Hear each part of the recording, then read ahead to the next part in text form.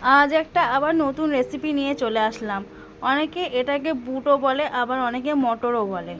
যাই হোক, আজ আমি যেভাবে বুট রান্না করি সেটাই আপনাদের দেখাবো। হ্যালো এভরিওয়ান, আসসালামু আলাইকুম, welcome back to my channel. সবাই কেমন আছেন? আশা করছি সবাই ভালো আছেন।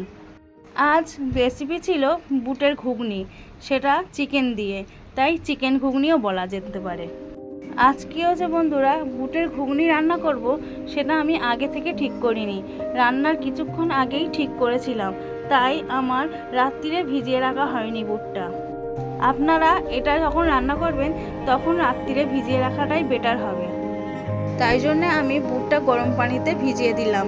খানিকক্ষণ ভিজানোর পরে আমি রান্না করব। আর এদিকে আমি চিকেনগুলো কুচি করে নিলাম, আর যা যা মশলা লাগবে সেগুলো তৈরি করে নিয়ে টমেটো, পেঁয়াজ কুচি এইগুলো কুচিয়ে নিলাম।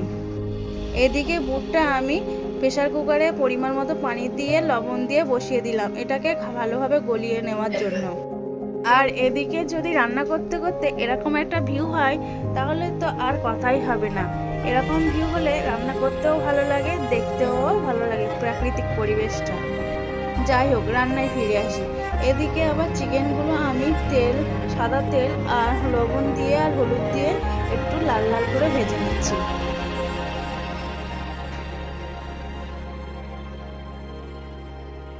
লাল লাল করে ভেজে নিলে এটা আরও মশলাগুলো ভালোভাবে চিকেনের মধ্যে চলে যাবে, ওই জন্য আমি এটা ভেজে নিলাম। আর এদিকে আমার প্রেসার কুকারে বুটটাও ভালোভাবে সেদ্ধ করে নিলাম। এইবারে কড়াইতে মশলা দিয়ে কষে রান্না করব।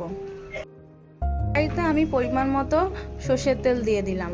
সর্ষের তেলে আমি তেজপাতা, শুকনো ঝাল আর দারচিনি দিয়ে একটু ভাজা করে নেব। কিছুক্ষণ হওয়ার পরে আমি পেঁয়াজ কুচি দিয়ে দিলাম। পেঁয়াজ কুচিটাও লাল লাল করে ভেজে নিয়ে তাতে টমেটো কুচি দিয়ে আবার কষিয়ে নেব। কিছুক্ষণ এইভাবে কষাতে থাকবেন। কষাতে থাকার পরে দেখেন কালারটা কি দারুণ হয়ে যাচ্ছে, তাই না?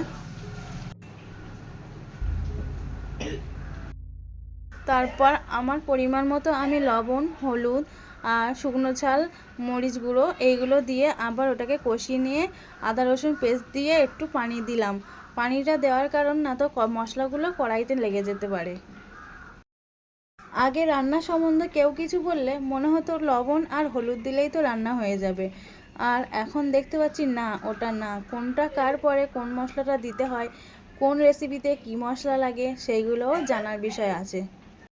যাই হোক, এইবারে ভেজে রাখা আলুগুলো আমি মশলা করেছি সেই মশলাতে দিয়ে কিছুক্ষণ আবার কষিয়ে নেব। তারপরে চিকেনগুলো দিয়ে আবার কিছুক্ষণ কষিয়ে নিয়ে এবারে বুটগুলো দিয়ে আবার কিছুক্ষণ কষিয়ে নেব। কষিয়ে নিলে ভালোভাবে মশলাগুলো গায়ে লেগে যাবে। এই জন্যই আমি কষিয়ে নিচ্ছি ভালোভাবে। কষিয়ে নেবার পরে আমি পরিমাণ মতো পানি দিয়ে ওটাকে চাপা দিয়ে রেখে দেবো, আর গ্যাস ওভেনটা লো ফ্লেমে দিয়ে দেবো। তাহলে মশলাগুলো ভালোভাবে মেখে যাবে বুটের গায়ে। দেখেন রান্নাটা আমার শেষের পর্যায়ে, তাই আমি ধনিয়ার গুঁড়ো আর জিরের গুঁড়ো দিয়ে দিলাম। আমার রান্না এদিকে কমপ্লিট হয়ে গিয়েছে। আমি একটু ঝোলে ঝালেই রাখবো, কারণ ঝোলগুলো ঠান্ডা হয়ে গেলে বসে যাবে। আর আমার রান্না বা রেসিপি যদি আপনাদের ভালো লেগে থাকে তাহলে একটা লাইক, একটা কমেন্ট আর একটা শেয়ার করে আমার পাশে থাকবেন।